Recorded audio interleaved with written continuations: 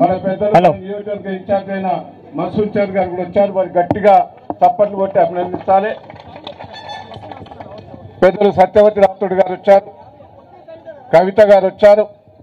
మన జిల్లాల ఏకైక ఎమ్మెల్యేగా ఉండి పోరాటం చేస్తున్న పెద్దలు పల్లా రాజశేఖర రెడ్డి గారు గట్టిగా చప్పట్లు కొట్టి అభినందించాలి. మన ఎమ్మెల్సీ ఏ కష్టం వచ్చినా నేనున్నా అని మన దగ్గరికి వచ్చే మరి శ్రీనివాసరెడ్డి గారిని స్వాగతిస్తున్నాం. రాకేష్ అన్నను, రాజయ్య గారిని, అదే తిరిగా శ్రీధర్ రెడ్డి, ఇంకా చాలామంది పెద్దలు వచ్చారు. నేను అందరినీ కూడా స్వాగతం చెప్తున్నా. మా కవితమ్మ చెప్పిన, నాగజ్యోతి వచ్చింది, మన గణపూరు పక్క నియోజకవర్గం రాజయ్య గారు వచ్చారు. అదే అందరూ కూడా, ఎందుకంటే వాసుదేవ్ రెడ్డి, ఇంకా చాలా కిషన్ రావు, చాలామంది, నాగుల వెంకన్న, చాలామంది కూడా పెద్ద పెద్ద వాళ్ళందరూ వచ్చారు.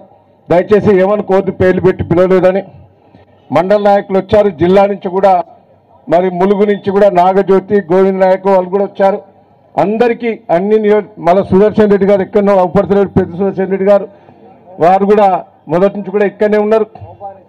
మహిబాద్ నుంచి కూడా చాలామంది వచ్చారు. బర్దన్నపేట నియోజకవర్గం నుంచి కూడా పక్కనే ఉన్నది కాబట్టి మండల నాయకులు, ముఖ్య నాయకులు కూడా వచ్చారు. నేను మిమ్మల్ని అందరినీ కూడా, నేను ఒకటే పెద్ద ఉపన్యాసం, మన హరీష్ అన్న ఉపన్యాసమే వినాలి, నాది ఇని ఉన్నారు మీరు. నేను హరీష్ అన్న గారికి చెప్పేది ఒకటే, మా దగ్గర 30% కూడా కాలే. నేను అన్ని బ్యాంకులు, దయచేసి తమ్మి నువ్వే అడ్డం ఉన్నావు ఒక్కని, అందరు వాళ్ళు అడ్జస్ట్ అయినరు, నువ్వు ఒక్కనివే అడ్డం ఉన్నావు. నేను ఒకటే అన్న, హరీష్ అన్న, మీ దయ వల్ల, కేసీఆర్ దయ వల్ల, కేటీఆర్ దయ వల్ల నేను బాగా చేశాను నియోజకవర్గం లోపల. మీరు ఏ ఫైలు పోయినా పాలకుర్తి టక్కున మంజూరు చేసేది. ఈడ మీ దయ వల్లనే 100 పడకల హాస్పిటల్ ఇక్కడనే ఈ రోడ్డు మీద మంజూరు చేస్తే, ఇంతవరకు శంకుస్థాపన ఇస్తే ఇంతవరకు అతిగతి లేదు, మీరే మంజూరు ఇచ్చారు. అదే తిరిగా ఇక్కడ తొర్రూరు లోపల దాదాపు 200 కోట్లు ఇప్పుడు పాల కేంద్రం నుంచి ఇక్కడ సెంటర్ లైటింగ్ అట్నే పెండింగ్ ఉన్నాయి, సీసీ రోడ్లు పెండింగ్ ఉన్నది, బండ్లు పెండింగ్ ఉన్నాయి. ఈడ 35 కోట్లతోటి పెద్ద వాటర్ ట్యాంక్ మంజూరు చేసిన, ఇంతవరకు కూడా పెండింగ్ ఉన్నాయి, అన్ని పెండింగ్ ఉన్నాయి అన్న. కొడకళ్ళలో మీరే టెక్స్టైల్ పార్కు, పద్మశాలకు, చేనేత కార్మికులకు అది మంజూరు చేసిన పెండింగే ఉన్నది. అదే తిరిగా మీరు పాలకుర్తిలో కూడా 50 పడకల హాస్పిటల్ మంజూరు చేశారు, అది పెండింగే. అన్ని రోడ్లన్నీ దాదాపు 200 కోట్ల రోడ్లు వేరే ఊర్లకు, వేరే నియోజకవర్గానికి మళ్ళీ ఇచ్చిండ్రు. ముడుపు పట్టకపోయిందని తెలుస్తుంది. అన్నీ కూడా మొత్తం అంతకుముందు నేను ఎమ్మెల్యే కాకముందు, ఈ ఆగమ్మా కేసీఆర్ గారు రాకముందు పాలకుర్తి నియోజకవర్గం ఎడారి, దేవురుప్లో పోయినా కరువు, పాలకుర్తిలో కరువే, తొర్రూరు కరువే, పెదవంగర కరువే, మొత్తం కరువు. ఇలా కేసీఆర్ దయ వల్ల మేము చెర్లన్నీ నింపుకున్నాం, చెర్లు బాగు చేసుకున్నాం, కాలువలు బాగు చేసుకున్నాం, చెక్ డ్యాములు పెట్టుకున్నాం. ఇవాళ 360 రోజులు బాయిలల్లో, బోర్లల్లో నీళ్లు ఉండేటట్టు చేసినాం అన్న, మీ దయ వల్లనే. వాస్తవం అది. అంతకుముందు ఎడారి, ఏ తండకు రోడ్డు లేదు, ఏ తండ అధ్వానం ఉండే, తండలన్నీ రోడ్లు వేసుకున్నాం, గ్రామ పంచాయతీలు వేసుకున్నాం. కేసీఆర్ దయ వల్ల ఇలా మంచిగా పంటలు పండుతూ ఉన్నాయి. 24 గంటలు, ఆ రోజు 7 గంటల కరెంట్ ఇచ్చేది, మోటార్లు కాలిపోయేది, స్టార్టర్లు కాలిపోయేది, ట్రాన్స్ఫారాలు కాలిపోయేది. 24 గంటల కరెంట్ ఇచ్చిన మహానుభావుడు కేసీఆర్ గారు. ఒక్కొక్కటి చెప్పుకుంపడబోతే రైతులు ఎడారులయ్యే పరిస్థితి. ఇవాళ రైతులకు పెట్టుబడి ఇచ్చారు, ప్రతి గింజ కొంటారు, ఇవాళ ఉంటారు. మేము 500 ప్రతి వడ్లకి ఇస్తామన్నారు, ఇప్పుడు సన్న వడ్లని పెడతారు. సన్న వడ్లు ఎవరిస్తాం? సన్న వడ్లు వేస్తే లాసే. బయట అమ్ముతారు 2500, 2600, 2700కి అమ్ముతారు, వీళ్ళు 500 ఇస్తారట. మరి దొడ్డోట్లకి ఇస్తామని మాట ఇచ్చి అది మోసం చేశారు. కేసీఆర్ గారు ఉన్నప్పుడు మంచిగా జరిగినాయి.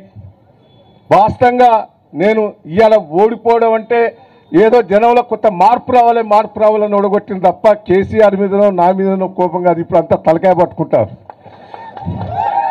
అయ్యాల మగవాళ్ళు, ఆడవాళ్ళందరూ తలకాయ పట్టుకుంటారు. ఏదో పొరపాటు చేసుకున్నాం అనే పరిస్థితి వచ్చింది. ఇవాళ రుణమాఫీ ఏందండి, ఎంత ఆశ పెట్టాడంటే బోకల్ మాటలు మాట్లాడుతున్నాడు రేవంత్ రెడ్డి. నాకెరికే రేవంత్ రెడ్డి గురించి నాకెరికే, న్యాయపడి 10 ఏళ్ళు తిరిగిండు.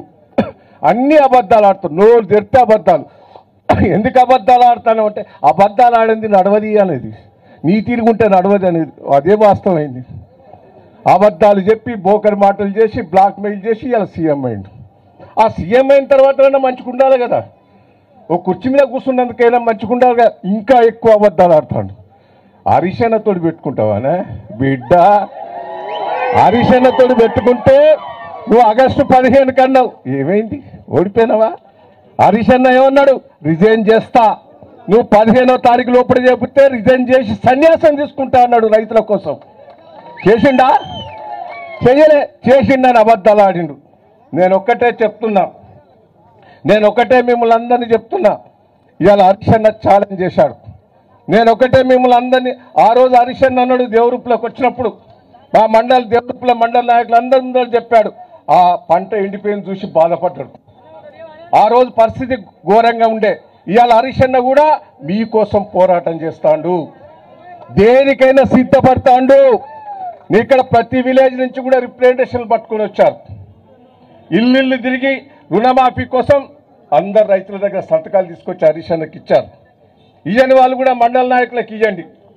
నేను మిమ్మల్ని అందరినీ రిక్వెస్ట్ చేస్తున్నా, మీరు రుణమాఫీ అయ్యే వరకు వదిలిపెట్టేది లేదని కూడా ఈ సందర్భంగా మీకు తెలియజేస్తాం. దేనికైనా పోరాటం చేద్దాం. హరిశన్న వదిలిపెట్టేందుకు సిద్ధంగా లేడు. రేవంత్ రెడ్డి గారు తల వంచినట్టే చేస్తాడు, యాక్షన్ చేస్తాడు.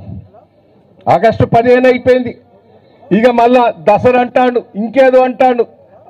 హరిశన్న మళ్ళీ డేట్ పెడతాడు.